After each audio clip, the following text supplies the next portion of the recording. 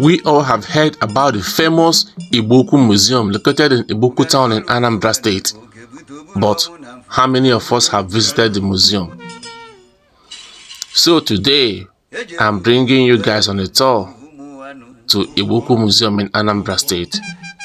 This museum contains so many artworks, so many sculptures, so many things.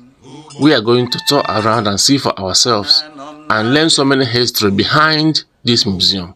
Stay tuned and don't go anywhere.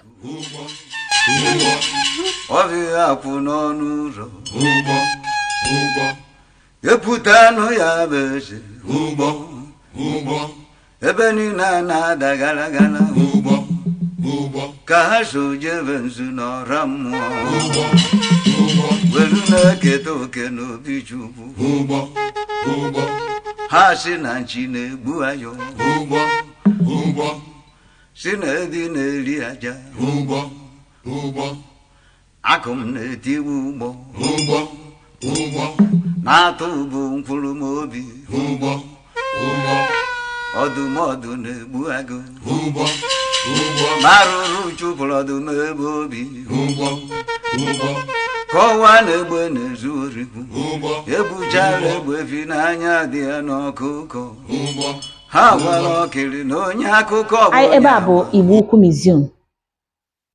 Then aha m bụkwanụ Mrs. Chizoba Okeke.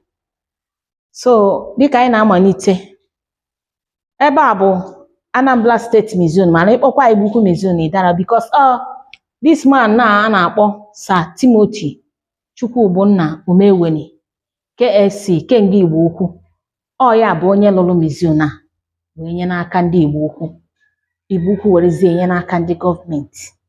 So after ka emechakwana ya commission the museum, the governor bịa commission ya mgbe a bụ onye agha Blue Captain Rufai D. Galba. Ya bịa wee commission this museum. So mmadụ wee nwee ike wee baba ebe ahụ.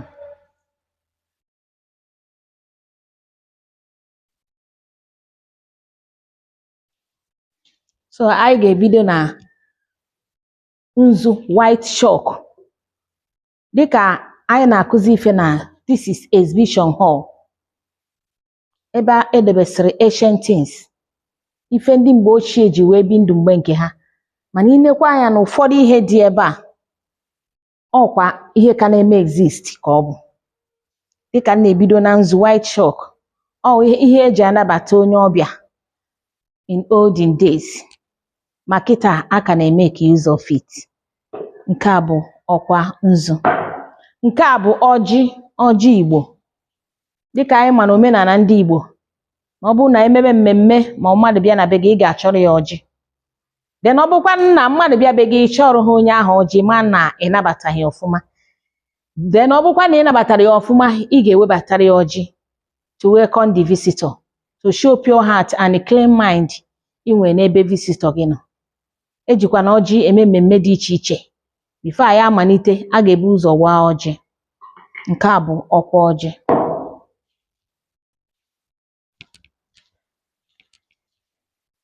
Nke anụnwa dị ebe a, ihe a na-akpọ bụ nwaanyị zụrụ ahịa mbibi. When a woman reach to marry, a na-akpọ ya ahịa mbibi mgbe ochie. Ọ ga-azụ ahịa mbibi, and ndị na-azụ ahịa mbibi a bụ only a virgin, bụ ndị na-azị anụ. Then mgbe ọ ga-amalite, a ga-akpọrọ nwa agbọghọ ahụ kpọkpọ na one room na befa. Ebe ahụ ka ọ ga-anọ complete 3 months. Ebe ahụ ọ nọ ka a ga na-anọ na-akụziri ihe gbasara anụnụ di na nwunye. Ndị bekee na-akpọ marriage course n'enu kịta. Ma mgbe ochie, ihe a na-akpọ bụ ahịa mbibi. Then mgbe ọ ga-anọ n'ime elu ma ahụ, a ga-akụziri ya ọtụtụ ihe dị iche iche gbasara di na nwunye. After ka ọ nọchara ebe ahụ 3 months, a ga-eji ngwa mma a na-akpọ women adornment, ngwa mma ụmụ nwaanyị ji achọ mma, wee mee gịnị wee chọọ ya mma. Dịka anyị na-afụ jigida. Nke a bụ aka, nke a bụ ọdụ aka, nke a bụ ọla aka, nke a bụ uri. Uri a bụ ihe ndị a na-ese, a na-asị na na-ese tattoo. Nke a bụ nke ndị Igbo, uri ka a kpọrọ ya. A ga-eji wee chọọ nwa agbọghọ mma ọfụma dịka edechara uri n'arụ. Then nke anụnwa bụ ufie. Nke a bụ nke akwọrọ akwọ. Nke a bụ nke akwọrọ akwọ. Dịka uhie a na ihe a na-akọwa ọ na-eme bụ na ọ na-eme ka alụ nwaanyị dị smooth, nwee smooth body. After ka emechalụ, ndị blacksmith a ga-eburu oche ahịa mbibi a wee soro nwa agbọghọ a wee na-aga. Ebe ahụ ọ na-aga ka ọ ga-anọ n'afụ onye ga-anụ ya nụ. Nke a bụkwanụ nja ka ọ ga-agba n'ọkpa were na-aga njem ahụ.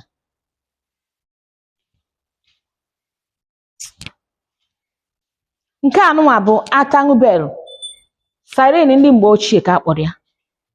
Ọ ya ka eji ama na important personality na-aga ma ọ bụ na nnukwu mmọnwụ big masquerade na-eme gịnị na-aga. Dịka anyị nweziri gịnị siren kịta ndị polisi na-aga buru ego a na-ebu ya. Mana mgbe ochie ihe anyị na-akpọ nke anyị bụ atangu bell. Nke a bụ afa. Dịka a na-akọwa na mgbe ochie ụka apụtabere mgbe ahụ. Ọ na-abụ dịka a nọ na obodo ma ọ bụ na ezinụlọ, onwe ka ife si esiri nwaanyị ike ma ọ bụ ezinụlọ ahụ nwee condition ha nọ n'ime, a ga-asị ka eje ebe nwa dibịa be native doctor ka eje gbaa afa. Ọ afa ahụ dị ihe anụnwa. This is afa. Nke a bụ okpokoro mbe. Nke a bụkwanụ buffalo, mpi atụ na mpi ele na mpi efi ha ji wee na-aṅụ mmanya mgbe ochie. Nenu nke anụnwa bụkwanụ gịnị eku na ọkụ. Nke a bụ eku, wooden spoon ka a kpọrọ ya n'onu oyibo. Ha ji wee gịnị na-atọ n'ofe ma ọ bụ na-agwọ ji ma ọ bụ na-agwọ ede. Nke a bụ ọkụ. Nenu nke a bụ ikwe na aka ọdụ ya nke ha ji wee na-asụ gịnị ede ma ọ bụ akpụ mgbe ochie. Mana ya enwego modern one kịta. Nenu nke anụnwa bụ ọkwa aja. Dịka m kọwalụ n'afọ anụnwa, because I know that na this modern world anyị nọ na kịta, ihe ha jizi wee na-achụ aja bụ bowel white. Ọ ife ha ji achụ aja, mana mgbe ochie ihe ha ji achụ aja bụ gịnị ọkwa aja ka a kpọrọ ya. Mgbe ha ga-ejecha be dibịa native doctor, a ga-asị ha na ha ga-eje chụọ aja. Ọ ihe a ka ọ ga-ejikwakọnye ngwongwo wee je n'ezi gbarịtọ wee je chụọ aja. Then nke a bụ wooden plate, efere mgbe ochie ndị nna anyị ji eri nri mgbe ahụ. Nke a bụ nke ndị ụmụntakịrị, spoon and the efere, wooden plate. Nke a bụ nnukwu eku na nnukwu ọkụ dịka m si kọwa na nke a. Then nke a bụ kola dish, efere ọjị.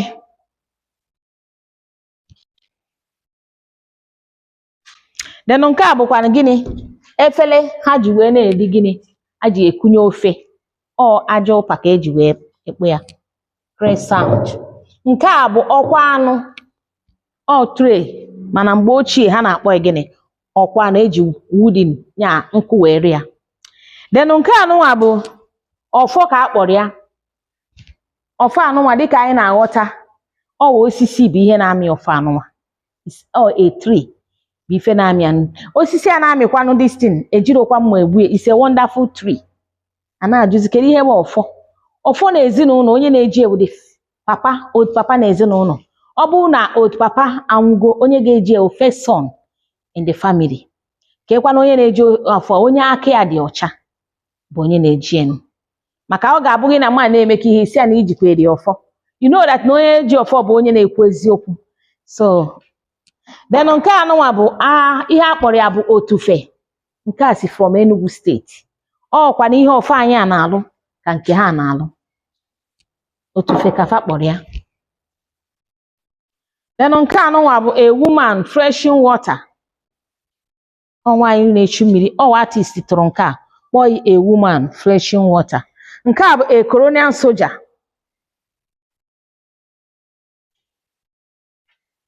Nke a bụ papa na mama, otu a ka fa na-adị mgbe ochie. I na-anya ifu na ife kọrọ ha n'ahụ bụ akwa, mana ha bụ ndị nwere ego dịka esi wee kọwa mgbe ochie. Then nke a bụ i na-anya ifu ọnọdụ onye anọ n'ime, ọ nọ n'ife mwute. Nke a bụ mkpọ ndị nze. Nke a bụ regatta. Dịka esi kọwa na mgbe ochie o nweghị ihe dịka moto, there is no moto. n'ọbụ ha gaba njem ha ga-aba n'ụgbọ wee na-aga njem ahụ. Then nke anụnwa bụ ị na-anya ifu is shouting, ọ na-eti mkpụkpọ and oku nwa, ọ na-anọdụ ka onye a town crier ka ọ bụ. Nke a bụ ekwu eme ka akpọrọ ya. Nke a bụ nze and lọlọ ya, otu akafa na-adị mgbe ochie, nze and lọlọ ya. Nke a bụ onye ngwọrọ, a crippled man, arụ ezuru ya oke, o nwere ọlụsị. Then nke a bụ oje na mmụọ, working in spirit. Nke a bụ a slave trade, dịka ha si wee kọwaa na mgbe ochie a na-agba ohu, a na-ele mmadụ ele. Na ọ bụrụ na nwatakịrị amụọ ya n'ezinụlọ, ọ bụrụ na ọ bụ nwata na-eme isi ike, a ga-akpụrụ ya lee, asị na a ga-eji ego eletere n'isi wee zụọ ndị ọzọ. Nke a bụ agbara deity, agbara nwaanyị. Dịka ha si wee kọwaa, agbara nwaanyị a mgbe ochie, ọ bụrụ na nwaanyị jee di ọmụtara nwa, o jebe n'alụ nsị anụnwa a na-akpọ agbara deity. O jee ebe ahụ dịka nkwenye ha si wee dị, ọ na-enyefe nwa. Then nke a bụ ogwugwu eke goddess, alụ nsị ka ọ bụ. Dịka ha si wee kọwaa, na alụ nsị na-eche obodo mgbe ochie, because mgbe ahụ o nwere ife dịka chọọchị. Ọ bụrụ na mmadụ mee ife ọjọọ n'obodo, a ga-akpọrọ ya jee n'alụ nsị a. Ọ bụrụ na ọ ṅụọ iyi n'alụ nsị a si na o meghe ihe ahụ mana o merie, alụ nsị anụnwa ga-egbu ya. Then nke anụnwa bụ dengon, egbe ntụ, egbe ndị mgbe ochie, mana kịta enwego egbe dị iche iche dịka AK-47, pistol and ndị otie. Then nke a bụ ikenga. Ikenga bụ power of right hand, is spiritual forces. Ị na-anya taa, like in olden days, ndị olden days adịghị agụ school, ha mara ife bụ ije school. Fa na-abụkarị a warrior, ha na-abụkarị a warrior. Ọ bụrụ na ịbata n'ezinụlọ, nwoke ga-abụ a warrior, ọ ga na-eje ọgụ na-anata. Then o nwekwanụ ndị bụ ikenga, ndị nwere ọkpụkpụ, nya ndị siri ike na mmadụ, ndị a na-egbu isi. Mana kịta dịka anyị si wee ghọta na achievement bụ ikenga bụ na mmadụ ga-agụ akwụkwọ nweta certificate. Mgbe o nwetara ya, ọ bụrụ na dọkịta ka ọ bụrụ gị ikenga nke ya. Nke a bụ skull, okpokoro isi ịnyịnya, kedu ihe ọ na-arụ. Nke a si from Enugu steeti.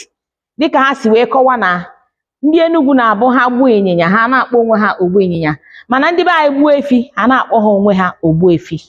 Then nke a dị ebe a bụ save ka akpọrọ ya. Ife nọchiziri anyị ya kịta box, mana ihe a na ebe a kịta ọ nọgo 200 years ebe a. Then nke a bụ gịnị? Ụkpa ha ji wee na-ebu ife ji na ede n'ugbo. Ọ bụ na fa kọọ ugbo ya ka ha ga-eji wee jee butie na ha bụ na ha wetere ya.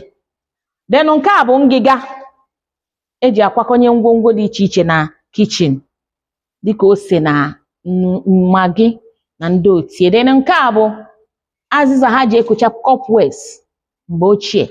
Then nke a bụkwanụ flower vase ka akpọrọ ya. Ihe a dị ebe a bụcha ụmụntakịrị rụrụ ya, butela anyị ka anyị wee na-akụzi ife. Then nke anụnwa bụ nyọ ha ji wee na-ayọ garị mgbe ochie. Nke a bụ okpu ata. Then nke a dị ebe a bụkwanụ nkịta ha ji ebu ife n'ugbo.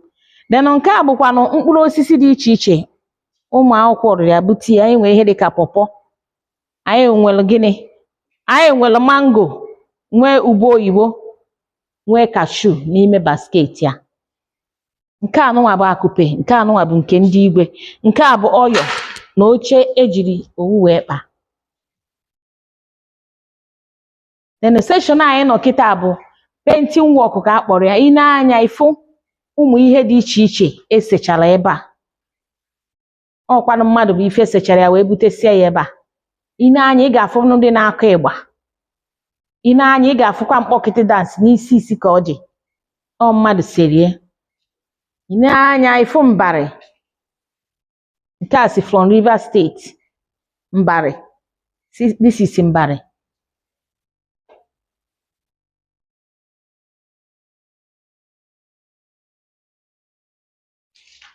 ị na-anya n'elu ifu ma ndị na-agba mgba ma nwoke na-eji egbu akwụ. Then nke a dị ebe a bụ Okonkwo from things fall apart. Ị na-anya ifu na Okonkwo adịrọ happy. Ajọ what is happen? O wee si that na ndị ọcha abịa n'ala Igbo wee mebisi omenala ndị Igbo wee si na things are fall apart. Then nke anụnwa bụ mgbo wooden doors ka a kpọrọ ya. Ọ ụzọ ndị mgbe ochie. Then nke a bụ mpata is a royal seat. Dịka ha si wee kọwa na nwaanyị adịghị anọ n'oche a mgbe ochie. Nke a bụ designing table and designing box akpati. Then nke a dị ebe a mmọnwụ session, masquerade session ka anyị nọ n'ime. Dịka ha si wee kọwa that na in olden days there is no security, that all masquerade a bụ security fanwe mgbe ochie. Then nke a bụ ngwa ọgịrịga, ceremonial metal staff ka a na-akpụ ya. Ndị na-eji nke a bụ ndị chiri echichi, ndị igwe. Then nke anụnwa dị ebe a bụ oji. Ndị na-eji nke a bụ ndị nwa dibịa, ndị native doctors and ndị mmọnwụ. Ị na-anya efu okpokoro isi mmọnwụ dịcha ebe a. Anyị nwere double head marks. All these things bụ isi mmọnwụ.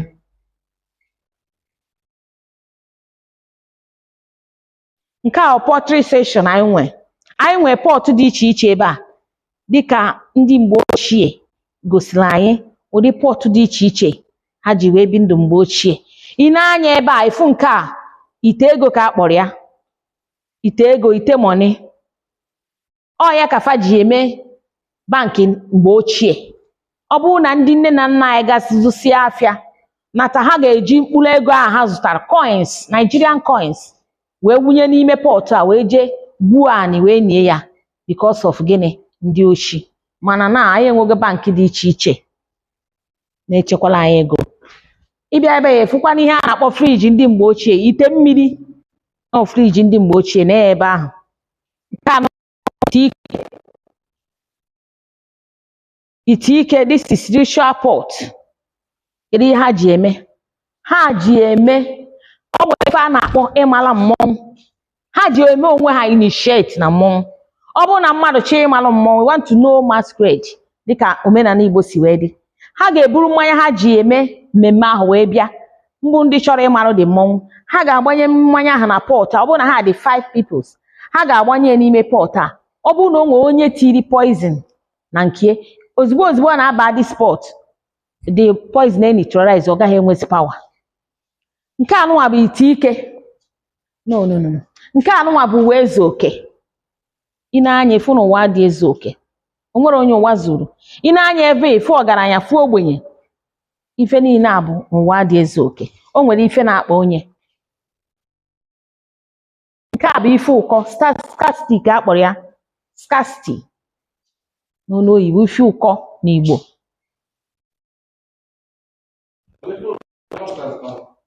Ya ifro ka o si wee ife a bụ ngazi kpọkene ya eku.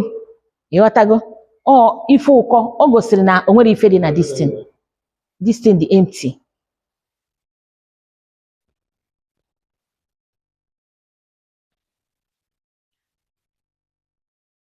This session anyị nọ kịta metal technology. Metal technology ebe anyị nọ kịta. Ihe ndị be anyị ji aka anyị na-emepụta na abụrụzi nọ ndị ọcha na-emela anya. Anyị nwere ite igwe pot. Then nwee electric pumping tire. Nwee ihe a na-akpọ trap. Nwee mkpọnanị. Nwee sword. Then nwezie ihe a na-akpọ catapult. Nke a bụ injini eji apacha mmanụ. Ọ bụrụ na asụsịa mmanụ na injini ya, abịa ewunye ya ebe a wee mee gịnị? Wee mee ka mmanụ eji eri nri wee mee gịnị? Wee pụta n'ebe o si apụta. Ebe anyị nọ kịta bụ archaeological session. Because of this place anyị nọ na ka nwoke a na-agwa gị n'ụlọ museum na ji wee lụọ ya. Because o nwere something egwupụta n'ime a na-akpọ bronze pot na ala Igboukwu a. Ọ be mmadụ ite anụnwa a na-akpọ Igbo Isaiah na Igbo Richard na Igbo Jonah. Ọ ebe ha ka egwupụta this bronze pot. It's an archaeological find. na Igboukwu. Ọ ihe achọpụtara na Igboukwu be mmadụ ito a na-akpọ Igbo Aịzaya na Igbo Richard. Mgbe ha nọ na-egwu ife a na-akpọ well, ha marakwanụ ife ọ bụ because ha nọ na-egwu well ahụ na-egwupụta many things dị na-afụ certain things dị n'ime ana, ha mara ife ọ bụ, ha wee jebe Ọka wee kpọọ onye ọcha Tọsinsho. Ọ this man wee bịa wee sị na this thing anọgo, this bronze spot anọgo 9th century AD after ka amụcha Christ. Ha the thing wee debara n'ime ana, mana ndị anụnwa chọpụtara ya in 1957 ebe ha nọ na-egwu well na befa. This is the bronze spot. Ka bụ aka ka eji were ya. Ị na-anya efi ya, ọ mmadụ rụrụ ya. Nekwa nke a. Ị na-anya all these things dị na-arụ ebe a, ihe anụnwa niile bụ ife egwupụta na ana Igboukwu. Mana nke anyị na-eplezent karị bụ this bronze spot ebe anyị sere ese. Ị ga-eze n'anya ebe a, if all of them na this all ihe egwupụta na all these things dị ebe a bụ ife egwupụta na ana Igboukwu.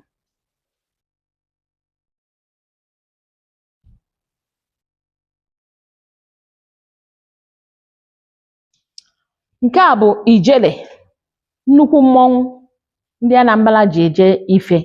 Ihe a na-akpọ ya bụ ijele. Ijele masquerade.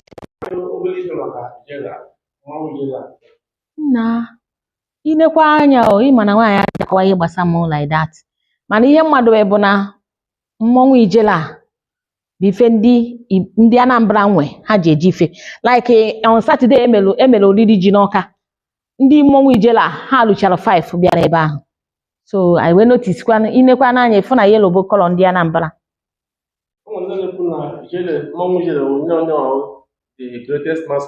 Enwe naanị Igbo. Yes. O nwere mmọnwụ Kianụ dịka nsi wee fụkwa mbọsị anyị riri ji n'Ọka. O nwekwa mmọnwụ Kianụ. Then nke a dị ebe a bụ stone. This stone ị na-ene anya si from Uturu Ọkigwe wee bịa. Dịka ha na-akọwa na in olden days a na-ekwu maka ya, o nweghị ihe dịka machis, ha nwere machis ha ji akpọ ọkụ. Then ha enwekwanụ mma ha ji wee na-akọ otu anụ na ọ bụ na ha je n'ọfịa gbute anụ. Ọ from this stone ka fa si wee nweta. From there ka esi wee nweta nke ha ji wee na-akwụ ose. Before enweta this one axe eji wee na-emezie na. Nke a local instrument, ngwa egwu eji akụ egwu mgbe ochie. Mana inekwa anya na ifu na all these things dị ebe a ha ncha niile anyị ji akụ egwu except this one dị ebe a na-akpọ ya ụbọ akwara. Ihe nọchiziri anya nke a kịta bụ jita.